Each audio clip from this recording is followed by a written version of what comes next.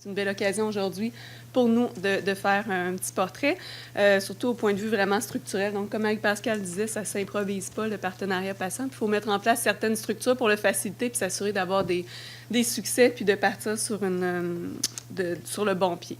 Donc, ce que je vais vous présenter aujourd'hui, ce que nous trois, en fait, on va discuter un peu, ça s'inscrit dans le contexte d'un projet qu'on a fait grâce au soutien de la Fondation canadienne pour l'amélioration des services de santé. Donc, il y avait eu des initiatives par le passé au CUSM, évidemment, là, de partenariat patient, mais dans la dernière année, il y a eu beaucoup de travail qui a été fait pour structurer justement la façon dont on travaille avec les patients, en créant, donc, ça, c'est les objectifs du projet qui étaient justement de créer l'infrastructure pour soutenir le partenariat et formaliser ce qui était la trajectoire de recrutement et formation. Donc, très concrètement, comment on recrute les patients, puis comment on les intègre. C'est des choses qu'il faut penser en parallèle quand on développe, dans le fond, en même temps qu'on sensibilise les professionnels au partenariat. La structure du projet, ce qu'on a fait en quelques mots, là, en quelques diapositives. Qu'est-ce qu'on a fait dans la dernière année? C'est on a pu expérimenter, dans le fond, différents modèles d'implication de patients. Donc, comme vous voyez, on a travaillé particulièrement avec la mission neurosciences et la mission cancer. Puis, ça n'a pas été le même format là, des deux côtés. Donc, les deux missions avaient une équipe d'amélioration de la qualité intégrant des patients du début à la fin. Donc, dans les deux cas, on a vraiment testé d'impliquer des patients comme membres à part entière de l'équipe de projet qualité avec une démarche structurée d'amélioration de la qualité. En cancer, en plus, il y avait déjà des patients sur leur programme d'amélioration de la qualité, donc le comité qualité. Puis, on a créé un forum de partenariat qui est un espace avec plusieurs patients et des membres des professionnels, en fait, de la mission pour échanger puis améliorer, avoir des idées d'amélioration des programmes et services de la mission. Donc, tout ça, c'est vraiment de l'expérimentation qu'on a fait pour voir c'est quoi la meilleure façon d'intégrer les patients, comment on peut intégrer des patients à différents niveaux, puis aussi, c'est quoi les liens à faire entre tous ces espaces pour pas non plus, pour que les gens communiquent, pour qu'il y ait des liens de communication en différents endroits où les patients sont impliqués, puis toujours aussi en collaboration avec le comité des usagers qui est présent localement à la mission cancer. Donc, une des premières choses, comme je vous disais, que ça nous a permis de structurer le projet, c'est la trajectoire de recrutement et formation. Puis c'est important, on m'a demandé de vous parler qu'est-ce qui se passe quand une équipe, bon, si une équipe à partir de maintenant veut collaborer avec des patients, qu'est-ce qui se passe très concrètement, puis comment on fait ça. Donc, la première étape, c'est l'identification des patients et un premier contact avec les patients. Ralenti, OK. Excusez, on me dit de parler plus lentement. Je semble avoir beaucoup de choses à dire. Donc, je disais, la première étape, c'est le recrutement et la formation. C'est l'identification des patients et premiers contacts. Donc, pour ça, on demande la collaboration des équipes de soins. C'est vous, les professionnels, c'est les gens sur le terrain qui sont le plus à même de vraiment cibler les patients qui vont avoir certaines des qualités, dans le fond, recherchées. Donc, pour tout ça aussi, je dois mentionner qu'on a travaillé étroitement avec l'équipe de Paul et de Vincent là, pour vraiment élaborer la trajectoire de recrutement et de formation. Donc, les qualités recherchées, vous les avez en général. Qu'est-ce qu'on veut aller chercher chez des patients? Comme vous voyez, donc, c'est certaines... En gros, on cherche des compétences à la collaboration. Donc, c'est vraiment d'aller essayer de voir avec qui, en tant que professionnel, vous avez collaboré dans les dernières années puis qui présentait une volonté, comme on dit depuis ce matin, en fait, d'améliorer les choses en partenariat avec les professionnels. Donc, idéalement, on voudrait faire ça en continu. L'idée, c'est qu'il y ait de l'identification de candidats potentiels, comme Paul le fait au quotidien. Donc, d'aller toujours avoir le réflexe en tant que professionnel de penser à recruter des patients en ressources. Patient conseiller. Donc, la deuxième étape, c'est une entrevue téléphonique et en personne. On va faire ça en tandem. Donc, on en parle depuis tout à l'heure, l'idée d'avoir un patient et un professionnel qui travaillent ensemble. C'est ce qu'on a mis en place comme façon de faire. Donc, ça a vraiment une richesse d'avoir des patients et professionnels, deux perspectives différentes quand on rencontre des patients pour évaluer là, si leur profil, dans le fond, correspond un petit peu au projet pour lequel on cherche des gens. Puis, comme vous voyez, ça lance un message aussi aux patients. Les patients nous ont dit ça nous lance le message que c'est sérieux. Donc, dans le fond, les patients nous ont dit « OK, j'ai vraiment eu le sentiment que je m'engageais dans quelque chose de sérieux quand j'ai eu une entrevue formelle. Donc, ce n'était pas juste un appel comme ça, mais ça favorise après le fait que les patients restent impliqués tout le long du processus.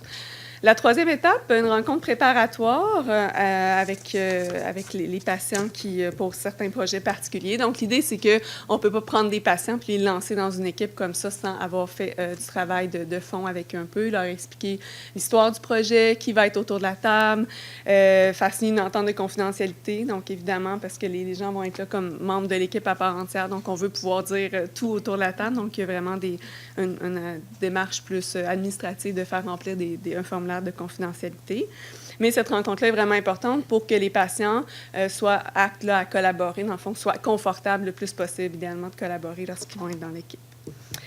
L'étape suivante, c'est la formation. Donc, dans la trajectoire, il y a évidemment une formation à plusieurs niveaux. Donc, ce qu'on a dans notre expérience qui s'est montré très important, c'est la formation des facilitateurs.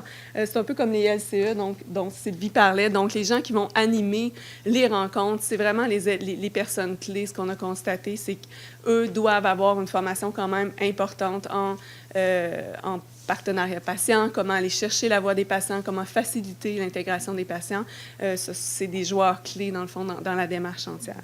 Pour les équipes et les patients, on a expérimenté différentes choses, puis ce qui semble le plus pertinent ou le plus efficace, c'est une approche un peu plus concrète. Donc, au niveau des concepts, un peu tout le monde est déjà, surtout dans les équipes qui embarquent dans les projets volontairement, sont déjà vendus, si je peux dire, au partenariat, mais d'y aller avec des exemples très concrets de qu'est-ce que ça veut dire quand on vous dit de travailler en partenariat avec un patient. Donc, vous allez voir, après, je vais montrer quelques règles de fonctionnement.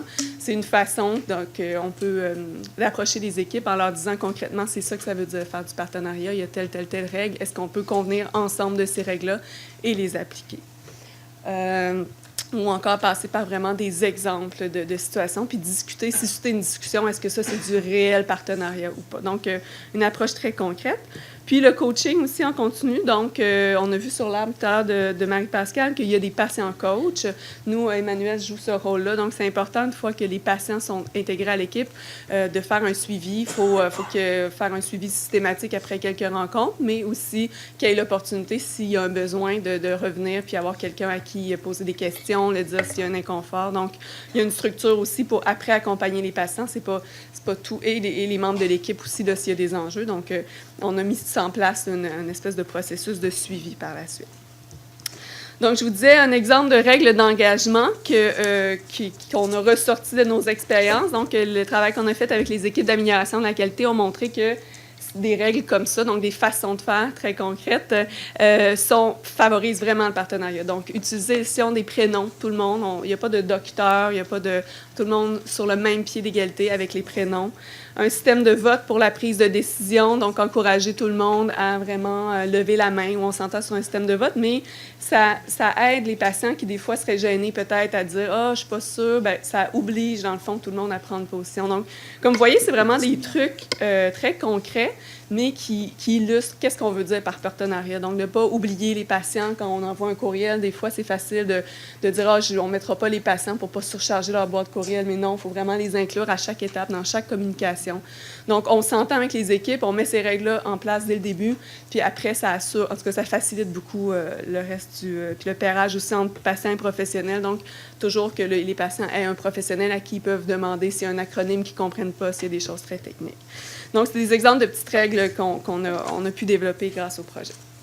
Ce que je voulais dire aussi, c'est la deuxième partie, si on veut, de la présentation. Ça, c'est la structure d'intégration puis de recrutement, mais tout ce qu'on a pensé à travers la dernière année, c'est les bénéfices d'une approche intégrée en amélioration de la qualité et en partenariat patient. Donc, à travers le projet avec la Fondation, comme vous avez vu, il y avait beaucoup d'intégration des patients dans les comités qualité, dans des projets d'amélioration de la qualité.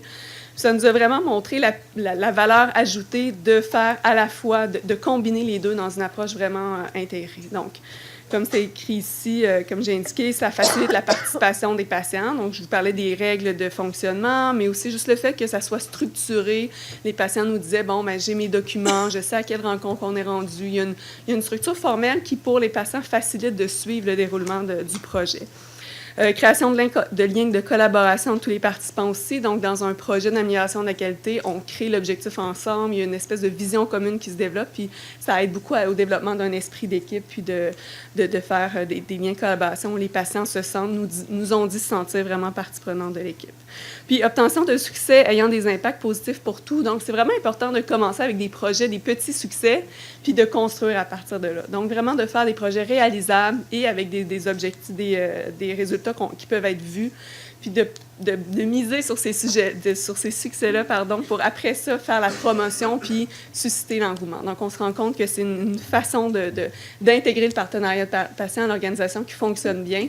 On a des très beaux succès à la clinique de sclérose en plaques, donc c'est de le diffuser après, puis de partir de ça c'est la meilleure façon, en fait, d'impliquer, d'amener tout le monde à vouloir le faire eux aussi. Donc, les gens finissent par dire, bien, si eux l'ont fait, je veux le faire, moi aussi. Donc, c'est les bénéfices au niveau concret. Donc, ça, c'était une citation de quelqu'un, justement, qui faisait partie d'une de nos équipes de projet, puis qui dit que, dans le fond, il n'aurait pas pu accomplir ça sans démarche structurée d'avoir tout le monde. Donc, il y a beaucoup de... La démarche structurée amène un focus que des fois, on n'a pas. Sinon, on essaie de régler les problèmes à la pièce en ayant une démarche. Ça oblige à tout le monde. On s'assoit ensemble, on règle le problème, puis on va au bout de ça.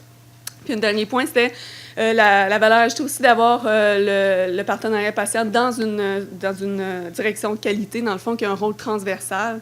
Donc, ça nous permet vraiment d'aller dans une démarche d'accompagnement des missions selon leurs objectifs. Donc, un petit peu d'y aller, comme on disait tout à l'heure, pas quelque chose d'imposé du haut vers toutes les équipes, mais vraiment d'aller voir les missions puis dire qu'est-ce que vous voulez accomplir comme projet, où est-ce que vous aimeriez aller en partenariat patient, puis comment est-ce qu'on peut vous accompagner dans ça. Donc, c'est vraiment notre démarche qu'on veut faire, c'est d'aller voir chacun puis de susciter la mobilisation, dans le fond, des équipes par, encore une fois, des petits projets graduellement, puis peut-être certains projets plus transversaux au niveau de l'organisation.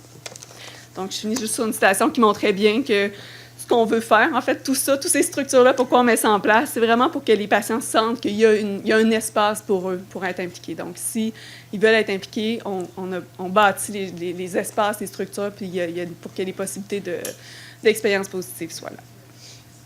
Voilà. Merci.